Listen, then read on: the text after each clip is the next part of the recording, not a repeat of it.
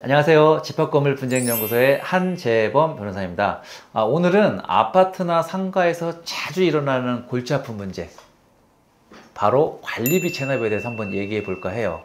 특히 관리비를 안 내는 사람들 때문에 고민하시는 분들을 위해서 이거 어떻게 하면 합법적으로 단전단수를 할 수 있는지 한번 알아보겠습니다. 단전단수가 법적으로 가능한가요? 단전단수가 관리비 체납을 가장 효율적으로 해결할 수 있는 방법이긴 합니다. 장사도 못하고 생활도 못하니 당연히 밀린 돈을 내겠죠. 이게 정말 속 시원한 방법이긴 한데요. 그렇다고 쉽게 단전단수를 할 수 있을까요? 이게 결론부터 말씀을 드리면 가능은 합니다. 하지만 아주 까다로운 조건들이 있어요. 2021년 9월 16일에 대법원에서 아주 중요한 판결을 내렸는데요. 이 판결로 인해서 단전단수에 대한 기준이 조금은 바뀌었습니다. 예전에는 단전단수를 하려면 이 두 가지 요건이 필요했어요. 첫 번째로는 적법한 관리규약이 있어야 된다. 두 번째로는 사회통념상 단전단수가 필요한 상황이어야 된다. 그런데 새로운 대법원 판결은 첫 번째 조건을 조금은 완화를 했습니다.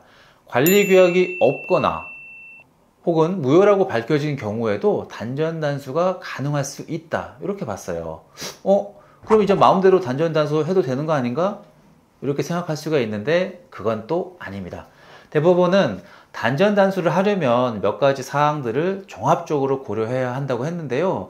이건 종전의 태도를 그대로 유지하고 있는 거예요. 우선 단전단수의 동기와 목적이 정당한가, 이걸 봐야 되고요. 다음으로 단전단수 말고 다른 방법은 없는가, 관리비 체납자에게 충분한 경고를 했는가, 또 단전단수로 인해서 이거 피해가 너무 크지 않은가, 또 이런 사정들을 다 고려를 해야 한다고 했습니다. 여전히 함부로 단전단수를 해서는 안 된다고 얘기를 한 거죠.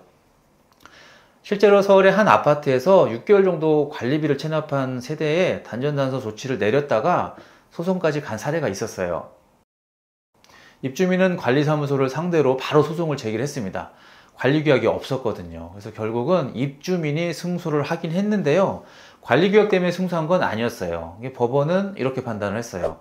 관리규약이 없다고 해서 단전이 무조건 위법한 건 아니다. 하지만 이 경우에는 충분한 경고나 다른 대안을 모색하지 않고 바로 단전한 것은 부적절하다, 이렇게 판단을 했어요. 그래서 결국 관리사무소는 입주민한테 손해배상을 해야 했습니다.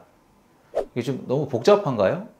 그래도 악질 체납 세대에 대한 단전단수는 여전히 효용이 있습니다. 그래서 단전단수를 하기에 앞서서 몇 가지 팁을 다시 한번 정리를 해드릴게요. 이게 사실 팁이라기보다는 법원의 가이드라인을 잘 지키는 겁니다. 첫 번째, 우선 관리규약을 제대로 만들어야 됩니다.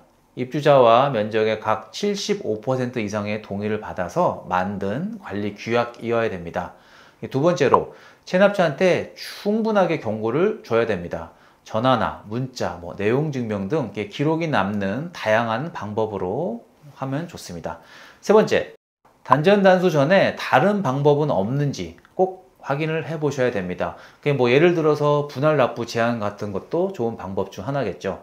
또 네 번째, 단전단수를 하더라도 최소한의 생활이 가능하도록 배려를 해줘야 됩니다. 완전하게 끊는 것보다는 일부만 제한하는 방식이 좋습니다. 자, 오늘 영상은 여기까지입니다. 여러분의 아파트나 상가, 오피스텔에서 관리비 문제가 없는지 한번 확인을 해 보시기 바랍니다. 혹시 궁금한 점이 있으시면 언제든 댓글이나 연락을 주세요.